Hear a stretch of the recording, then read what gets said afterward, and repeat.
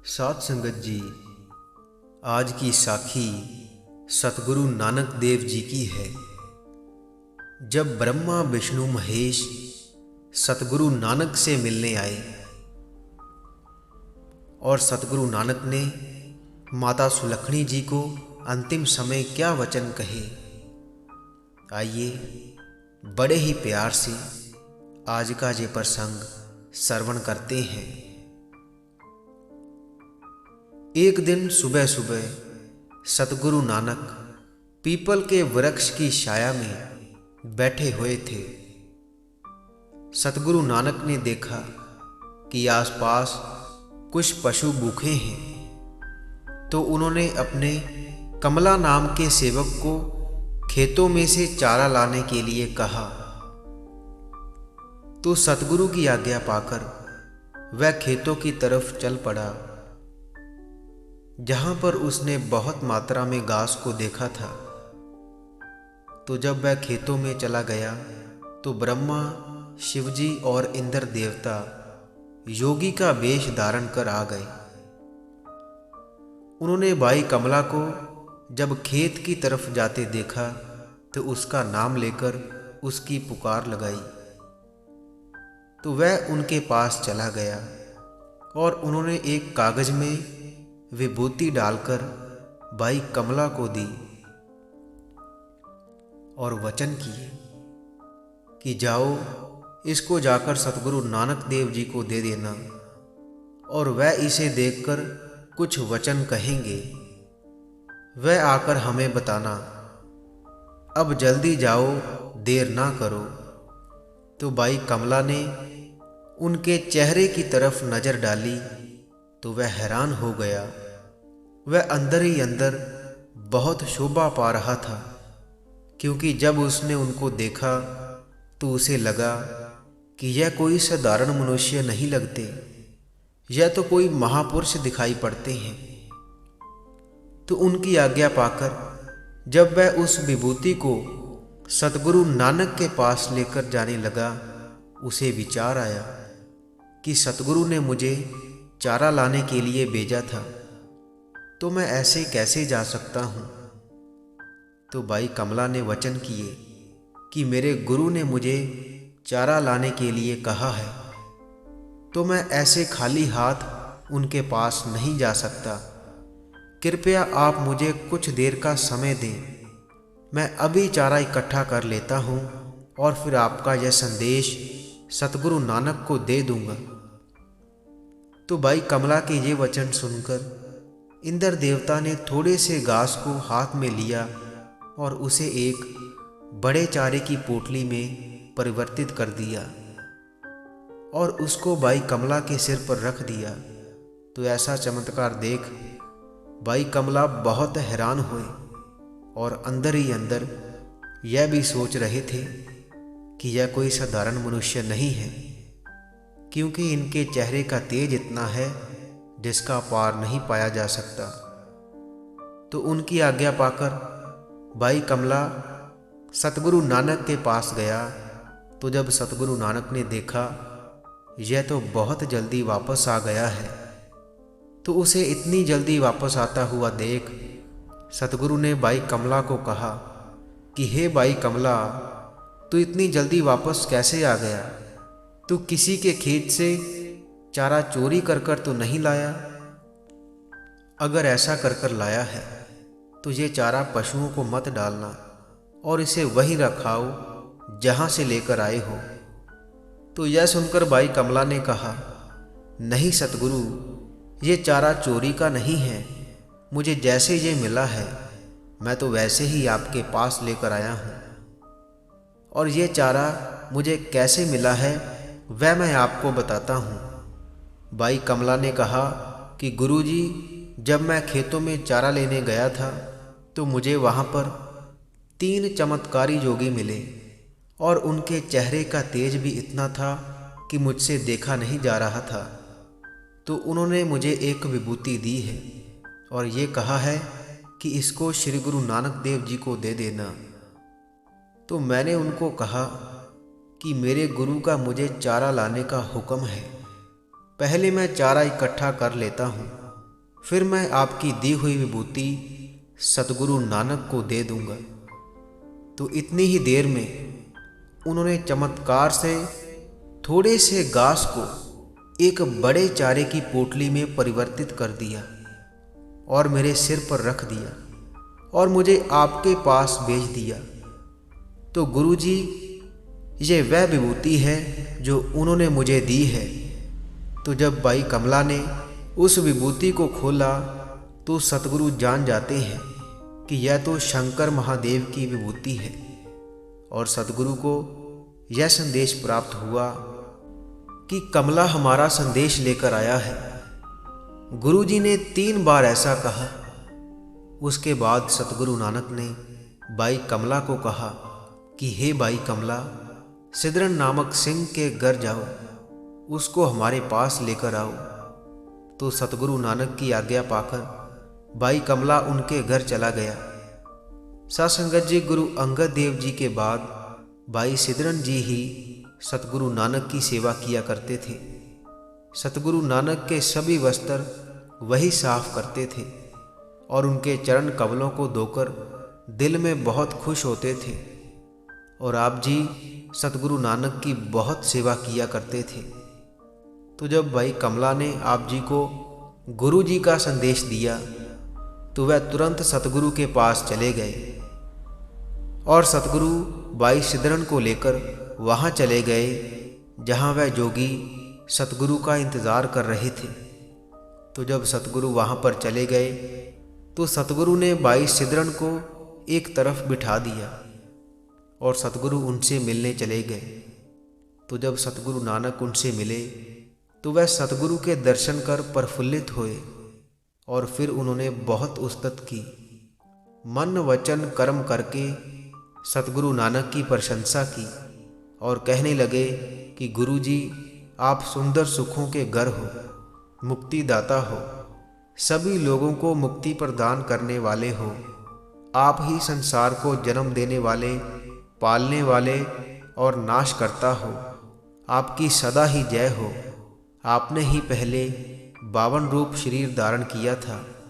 आपके जगत में हजारों नाम हैं, लेकिन आप फिर भी अनाम हो। ये सारा ब्रह्मांड ही आपका स्वरूप है। चांद और सूरज आपके 2 नयन हैं। जो भी मनुष्य आपका ध्यान करता है वह भवसागर में नहीं पड़ता, उसकी मुक्ति हो जाती है और सभी तरह के बंधनों का नाश होता है और आप सभी तरह से निर्लेप रहते हो। अपने सेवकों की अज्ञानता का नाश करते हो। हमारा आपको कोटि कोटि प्रणाम है। आप एक रस नाम के भंडार हो और अज्ञान का नाश करने वाले हो।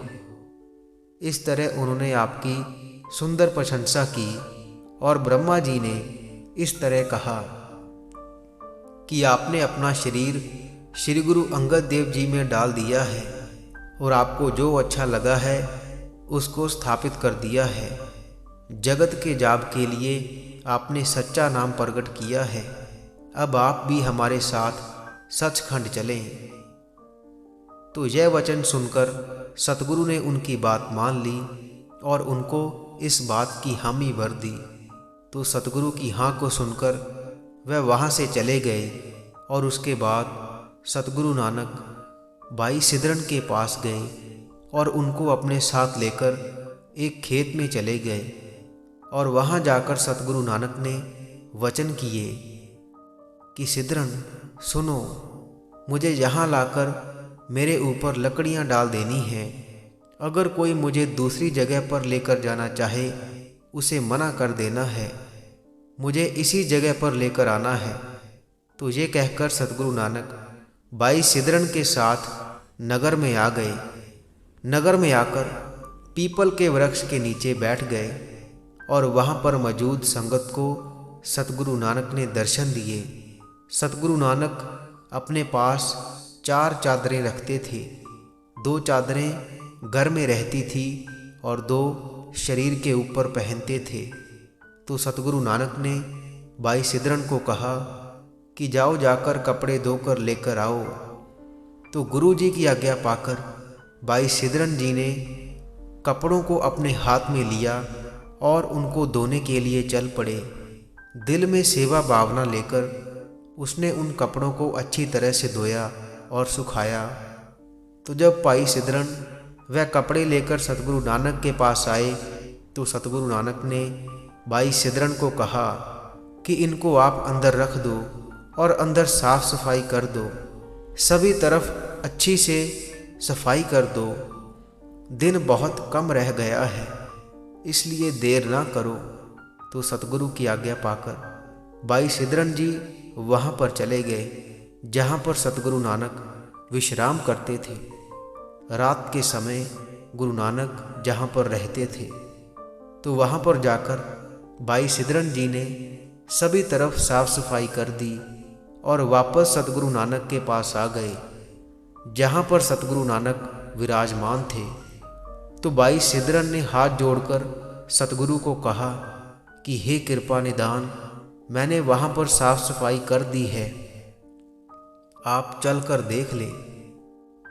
अगर कोई कमी रह गई हो तो मुझे बताएं, मैं उसको ठीक कर देता हूँ। तो यह सुनकर सतगुरु नानक खड़े हुए और सुंदर बनाई धर्मशाला को देखने चल पड़े और भाई सिद्धरन पर खुश होकर आपने उनको आत्मज्ञान का आशीर्वाद दिया। और उसके बाद सतगुरु नानक वहाँ पर आ गए।